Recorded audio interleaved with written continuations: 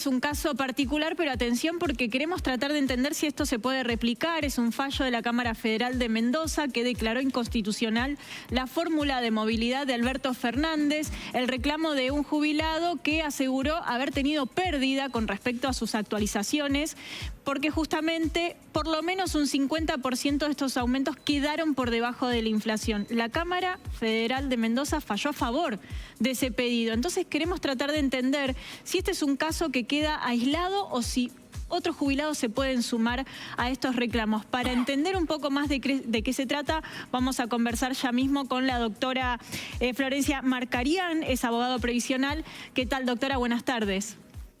Muy buenas tardes, un placer. El placer es nuestro. La verdad que es muy interesante abordar este tema porque entiendo que muchos jubilados que han atravesado lo mismo en su sistema de pagos ven esto en un diario y dicen ¿por qué yo no reclamé?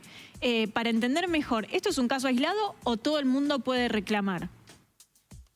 Pueden reclamar aquellos que estén en la misma situación que Cortés, es el fallo de la Cámara Federal de Mendoza, que ordena reajustar los saberes conforme el índice de precios al consumidor desde el 2021, en vez de los aumentos que se estuvieron dando en ese tiempo, que fueron aumentos por decreto, tal como sucede hoy en día, pero esos aumentos se daban de manera discrecional, no teniendo en cuenta algún índice como se tiene hoy, que es el índice de precios al consumidor. Claro, porque esto cambia.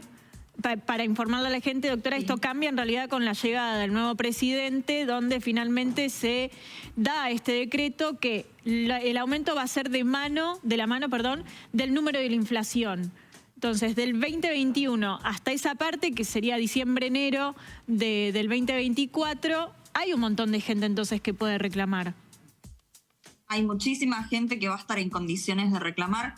Más que nada porque hay que recordar que antes del 2021, en el 2020, se dio la pandemia.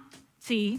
Se suspende la fórmula de movilidad vigente, que era una fórmula de movilidad establecida por ley, y se comenzaron a dar estos decretos que otorgaban los aumentos de manera discrecional, ¿sí? Sí. Lo que pasa es que en el tiempo, con el diario del lunes, se verifica que esos aumentos discrecionales que se fueron dando por decreto fueron por debajo de la inflación, lo que resultó en una pérdida del poder adquisitivo de la mayoría de los jubilados, ¿no? La mayoría se encuentra en esa situación. Y si bien, la Cámara convalida, ¿no?, que esto se haya suspendido en ese tiempo, en el 2020, que fue crítico, pero lo que no se acepta es que sus efectos hayan perdurado en el tiempo, porque luego en el 2021 se retoma, pero teniendo en cuenta los aumentos que se habían dado en base a los decretos y no conforme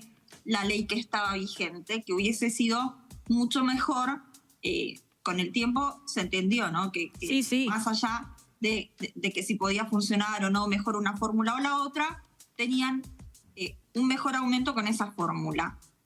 Más allá de que, teniendo en cuenta la inflación, también perdieron contra la inflación. Si bien se iba recuperando, se ha escuchado, ¿no?, en ese tiempo, que iban recuperando la jubilación, el poder adquisitivo. Bueno, la realidad es que perdieron, y este es un fallo que da esperanza a los jubilados y a los pensionados también para poder recuperar todo aquello que perdieron, y además de reajustar el haber, hay que recordar que existe el retroactivo que...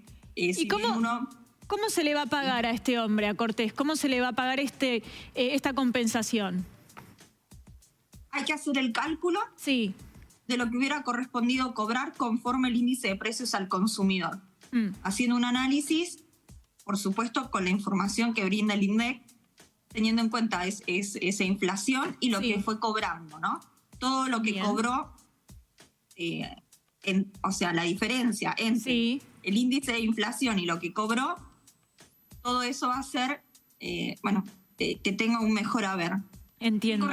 Corresponde a todos los jubilados que la han luchado tanto, que la vienen luchando toda la vida, pero más que nada en ese tiempo, ¿no? Que hoy quizás parece lejos en el tiempo, todos hemos vuelto a la normalidad, pero Sí, y siguen tenido que cobrando ajustarse muchísimo. jubilaciones injustas también. Todos sabemos lo que le cuesta a un jubilado en la Argentina. Doctora, sé que tiene otro compromiso, pero le quiero agradecer esta conversación porque fue muy clara.